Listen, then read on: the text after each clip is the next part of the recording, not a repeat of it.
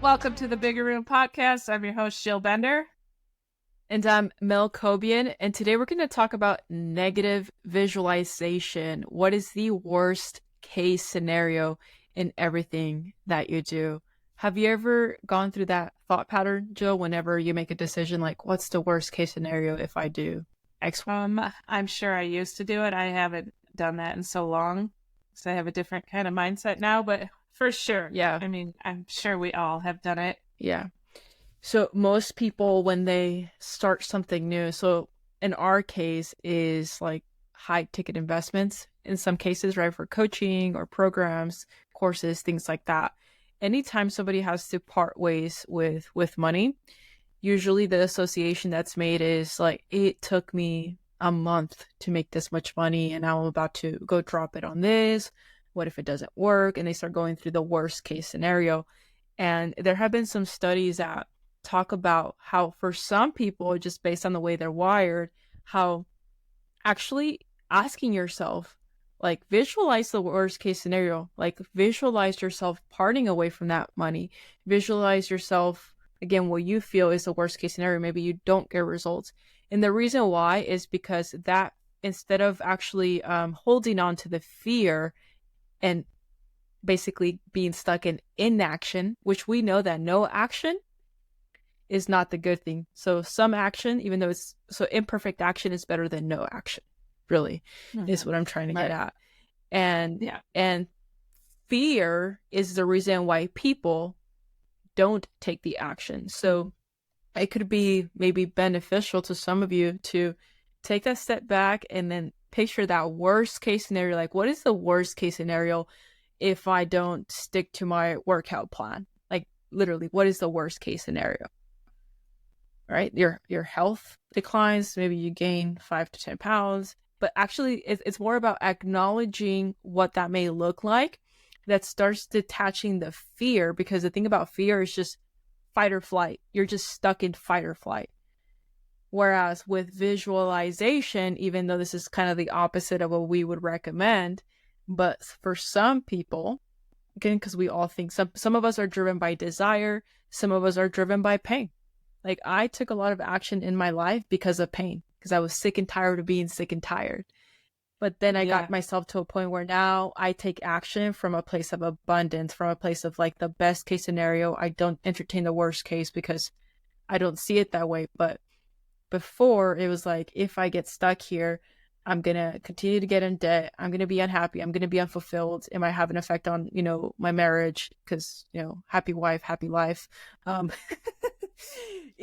kind of like really taking that step back and thinking of the worst case scenario might be the visualization you might need in order to actually take that action step in your business, in your relationship, with your health journey, whatever it may be. Yeah. So, I mean, I guess in my personal life, I lied earlier. When it comes to my son, I can't. When it comes to my son, I can't tell you how many times there's a worst case scenario popping through my head. Anybody that has kids probably knows it's so hard to not have a worst case scenario like immediately pop in their head. Yeah, exactly. Yeah. And go ahead. I was gonna say, but for business stuff, improving my life, it came to, for me, it was, what's the worst case scenario if I don't, take action and start doing something to change my life? It was me envisioning my son's going to see me constantly struggling with money. That's what he's going to learn to do. That's how he's going to live. And it was more the fear of setting him up for failure that got me to get moving. And now I just look at I already know what's possible and what's already happened. So now that just fuels me to want to keep doing more. Exactly. And I want you guys to really pay attention to what Jill said, is that she, she visualized that worst case scenario of what her life would look like if she stayed where she was. But then because of that, and usually I found, like, in the beginning, especially for people who all of us were beginners at one point. Anytime you're going to do anything new, anytime that you are a beginner, your mind does go there because you don't know what's on the other side. But usually the pain, I've found, that is the driving force in the beginning for a lot of people. But then when you start seeing results, then it changes. It's like, oh, dang, like I experienced this. What's the best case scenario? Like now I'm like unstoppable. Your belief just grows. But in order to even get there, you have to really look at, are you comfortable? Because that could be the thing, is like maybe you are comfortable where you're at right now. And that's, again, like you are putting a ceiling over your head because, there's no hierarchy when it comes to humanity. Like we all have the same worth. And so if you are driven to accomplish something, but it's fear that's holding you back, one of the benefits that the study mentioned was that they found that when people do go in their head through like the worst case scenario, like worst case scenario, I lose money. Worst case scenario, I gain weight. Because you are acknowledging the potential pitfalls, you like automatically become aware of, make sure that you're doing the training and listening and asking questions so that you get your return on investment. It's almost like calling out the potential areas where you think you're going to fail and almost giving you like hint, wink, wink. You think you might fail because of this. So make sure you take action to not get that. So it's like, in some ways they measure that by having awareness of that, it reduces anxiety because now it's like, okay, well, I'm not going to die. So it's like, really, as humans, because we're animals, that is the concern with fight or flight, is I'm threatened because I'm going to die, but you're not going to die. Calm down.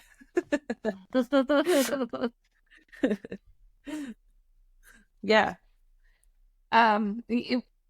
Last week when you and I talked, Melon, and I was going through like the super kind of didn't know where I was heading sort of direction last week, and one of our friends told me, write down all your fears, and it's kind of like get them all out, put them down. You're kind of defusing them almost by putting them down. So it's a super helpful exercise. And so it's the same thing. Like, what am I so afraid of? What is the worst case scenario? Get it out. And you're going to see that worst case scenario is not the end all. Like you said, you're not going to die. It depends on your situation of what you're doing. I mean, jumping off a bridge without a bungee. Chances are better. Yeah, you could. Yeah, so that's actually an exercise I've done before. I've been walked through the exercise of almost like transmuting. Transmuting is just, you have this energy of fear and we're trying to transmute it and let it go and basically let it rise to become something else. So it's like a little feng shui tip that a feng shui teacher told me, is like, write in purple when you're trying to transmute energy. There's something about the color purple and the frequency that and then putting it to paper and then writing down your fears and what you let go. Maybe you have to forgive yourself for something, that's a big thing too. And so everything that you just visualize that comes to your head that you need to transmute, meaning you want to change it from fear or from sadness or from anger to something else. You can even go as far as burning that piece of paper when you're done, and almost really thinking about like, your again, energy cannot be created nor destroyed, just transferred. So by burning that piece of paper and really putting it out there, like you're, transferring that energy away from you, and it is done. Right? It is done. But I think that, like what you said, what did it do for you when you did visualize like those fears and writing them down and putting them out there? Like, what did that do for you? Just gets it out of your head. It's like, one of the ways I can look at it as, God, I got something here. It's when you're when you're so super scared of what's behind the curtain. Let's say at a haunted house. If you guys have ever gone through a haunted house, you don't know what is coming around that next corner, and you're like anticipating the worst case scenario. And when you think about it, you're like, what is the worst case scenario? For 1/2 a millisecond, I'm going to go, and I'm gonna have like my whole body's gonna tighten up, and I'm gonna like want to like die right there. Yeah. But that is gonna last such a short amount of time. And Exactly. so when you think about it, and you're kind of like, well, yeah, what possibly could be behind that curtain that is gonna you're not gonna die. Yeah. You're gonna, Yeah. it's still. But it feels like it to... because of that. Yeah, because of the fight or flight. I mean, again, we are animals, and it's like our instincts are telling us like there's a threat here. There's a threat. It's just how the animal inside of us. So you need to realize that you're also an emotional being, and it's your emotions that kind of like trick your mind thinking that there's a threat here. There's a threat. So imagine living your life never looking behind the curtain, never willing to turn the corner because of the what if or because of that fear. Mm-hmm. But if you sit down and you visualize it, even something like if you just visualize like, okay, when I look behind this curtain, this clown's gonna pop up. When I turn this corner, this pop is gonna, this is gonna happen. So when I've done the scary houses and the mazes, it's funny because it's kind of like that visualization of like, take a deep breath. Okay, there's gonna be things popping up, so just be okay with it, and then here you go, just anticipating it, but also willing to face, head on that this is what's going to happen. Exactly. But the what's on the other side is you miss out on making memories, you miss out on the fun, and some people might not think it's fun, but I it's only fun after. Yeah, after you survived. Yeah, I don't do haunted houses anymore.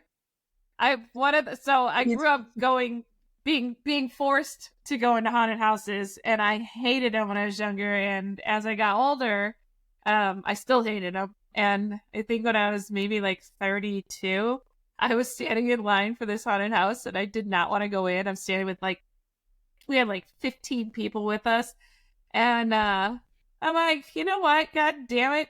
I am 32 years old. I am an adult, and I don't have to go in these anymore, and I'm not going. So I just stopped, and everybody's like, you're going. I'm like, I'm not going. I'm not. You could not make me go through this. I have no desire to do it.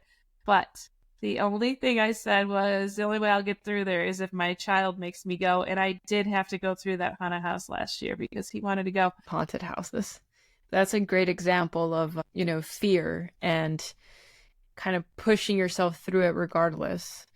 And I think that a lot of people can sometimes get motivated by having that feedback of the fears and then kind of seeing them in front. It's almost like that feedback or reflection of what is really getting in the way of you. If the worst case scenario isn't death, what are you really afraid of? Like with anything that you do, any decision. So like the example I gave earlier was like for us, something very common because of what we do and, our coaching and programs and courses and things like that. Usually that comes with a high ticket price tag. And sometimes people, want the output, right? People want the output. They're willing to put the input, but they're just not willing to make that energy transfer of monetary value because there are usually some fears of like, what if I fail? What if this isn't for me? I think, like the one of the biggest ones I think is that people don't realize that they are quite cozy in their miserable state. And they have this fear that they can't recognize, that might change everything I know and everything I'm used to.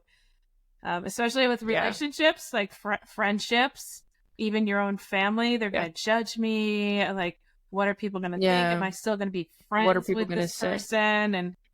And Oof.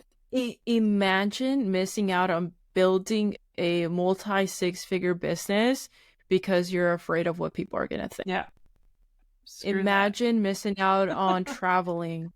Imagine missing out on paying off debt. Imagine on missing out on whatever goal you are worthy of it. No human is above another. What makes us different is how we go through life, really, right? In our willingness, and are we teachable? And the truth is that it's a very small percentage of people that are willing to break the generational generational trauma is what it is. So only a very few are here to break the generational trauma. And your life is pretty much like it depending on like where you are, how old you are right now, chances are like this is the rest of your life, like where you are right now. Chances are. Mm-hmm. So are you happy with that? If not, doing exactly what you're doing is not the way to change it. You have to do something different. And you have to learn from people that have what you want. Yeah. And right now, like, if we were talking 10 years ago, well, if we were talking now, like 15, 20 years ago, and you were unhappy with the situation, people just accepted it. Like, this is the most I can get. This is the most I can do. This is the highest I can go at my job. Oh, gosh. I'm not smart enough to do anything on or do anything more. But now you have literally no excuse. The only excuse is you, because you have the craziest opportunities to actually become a 7-figure earner are here for everybody's taking. And all it takes is you stepping 1 foot forward and doing something, and get out of the comfort zone, put down that fear. It's right there for you. Absolutely. I know this person who tends to spend time with people when they transition. And she says that unfortunately, like a majority of the time, this is just so sad, is that within the last 5 minutes of, them passing, that is when they become fearless. They regret everything they didn't do. They regret the trips they didn't take. They regret all the things they didn't get to attend. They don't regret taking more chances. They don't regret, learning how to play that. They regret not learning how to play that one instrument. All these little things that you might think like, oh, I wish I could do this. I wish I could do that. Stop wishing. Have the knowing that it's already done, and just do it. Because if there's anything that motivates you is, do you want to be fearless now and for the rest of your life, or do you want to be fearless the last 5 minutes that you have on Earth? Yeah.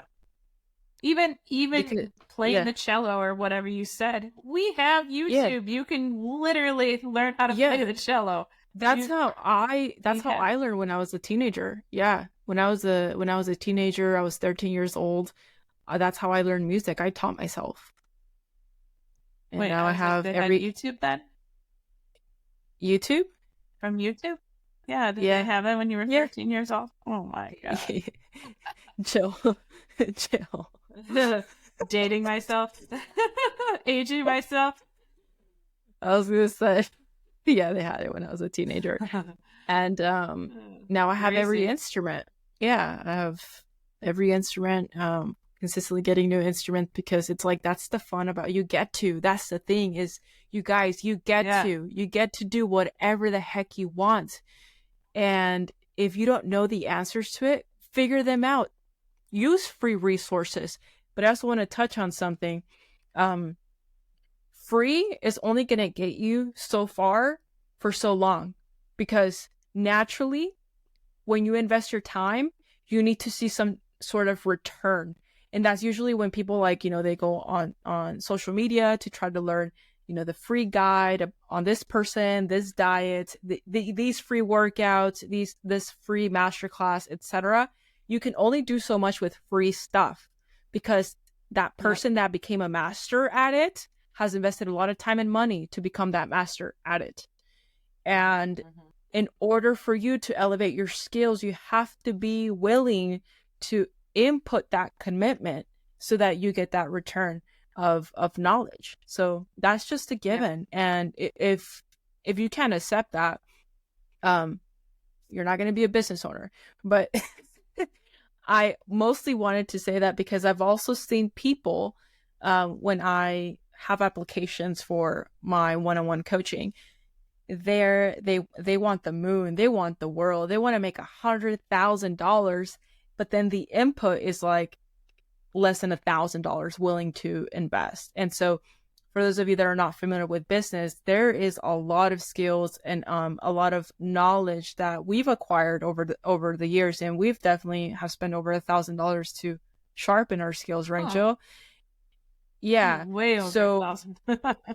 so understand that the when I see that, I don't see like, oh, this person, doesn't have the money. I see it as this person wants the vision, right? They want the abundance, but then the giving, right? Because in order to receive, you need to give.